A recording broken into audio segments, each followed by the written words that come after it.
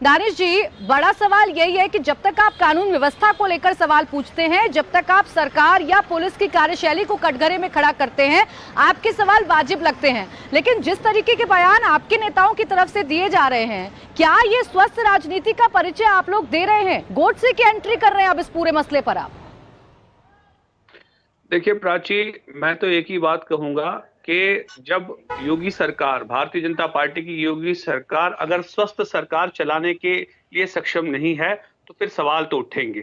इन सारे सवालों का जन्म जहां से होता है, आपको उस मूल तक पहुंचना पड़ेगा। इस सारे सवालों का जन्म होता है उमेश पाल की हत्याकांड के बाद से। देखिए, अभी मनीष जी कह रहे थे कि उनको साबरमती से लेके आए। ठीक है, साबरमती से क्यों लेके आए? क्योंकि उमेश पाल वाले पूरे मामले में कहीं ना कहीं उनका रोल संदिग्ध हुआ या आइडेंटिफाई हुआ अतीक अहमद का। लेकिन मैं फिर मनीष शुक्ला जी से पूछ रहा हूं कि साबरमती में कौन से अधिकारी हैं? आप शाइस्ता परवीन को खोज रहे हैं, उसके ऊपर आरोप खोजिए, लेकिन वहां के जो अधिकारी जो लिप्त हैं, जिन्होंने उनको पूरा इंफ्रास्ट्रक्चर मुहैया कराया, जहां से ये आक्षेप लग रहे हैं कि भाई उमेश पाल की जो पूरी घटना को अंजाम दिया गया वो उसी की जेरे सदारत में दिया गया, अब तक एक को भी ना निलंबित किया गया, अरेस्ट भी नहीं किया गया, मुझे लगता है शायद पूछताछ भी नहीं की गई होगी। दूसरे नंबर की बात मैं आपको बताऊं कि यहां जो सवाल है वो सवाल इस बात को लेकर होना चाहिए कि सरकार में बैठे लोग अगर सुरक्षा मुहैया नहीं करा सकते, जैसा अभी रिपोर्ट में आप दिखा रही थी, धूमनगंज थाने के एसएचओ बात कर रहे थे एक आपके संवाददाता से, आपने सुना उनकी बात को ध्यान से? मैं बहुत ध्यान से सुन रहा था, वो इतने हंस हंस के कह रहे अरे वीडियो देख लीजिए,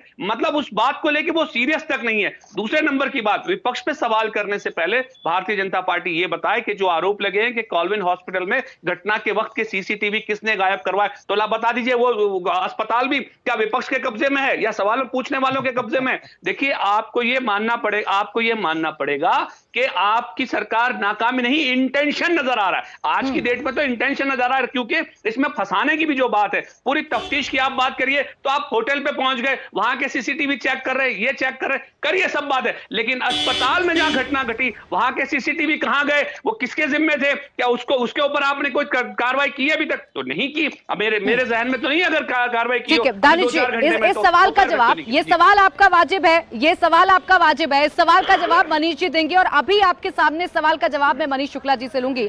लेकिन सर, एक बार मेरे सवाल का भी जवाब दे दीजिए कि आप इससे धार्मिक चोला क्यों पहनाते हैं? आपने गोडसे की एंट्री कर दी, आप बार बार कहते हैं मुस्लिम सांसद, मुस्लिम विधायक, सर क्यों धर्म जोड़ देते हैं, वो भी एक माफिया के साथ?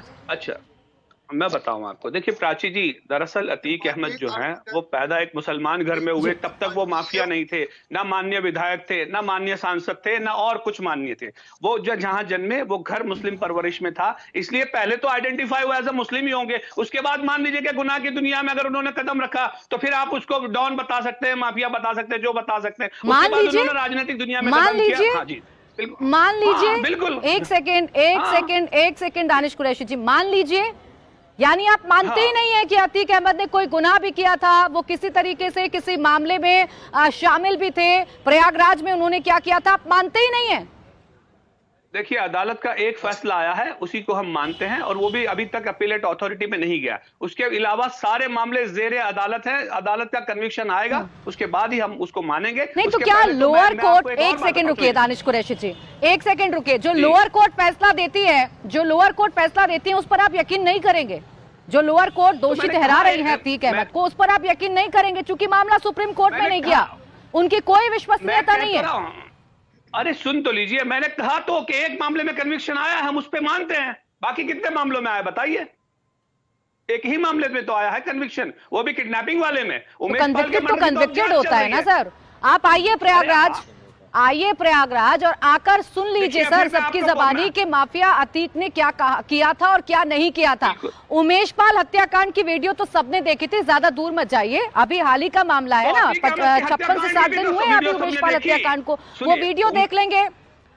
अरे वो वीडियो आप देख लेंगे ना सर, तो नहीं ठीक है, उस पर कोई मैं आपत्ति नहीं जता रही हूँ, लेकिन आप ये भी तो देख लीजिए कि आप कह रहे मान लीजिए उसने कोई अपराध किया है। सर ये सोच आपको थोड़ी सी बदलनी होगी। इंडिया टीवी हर वक्त हर जगह डाउनलोड करने के लिए सर्च करें India TV news Google play store या ऐप स्टोर पर।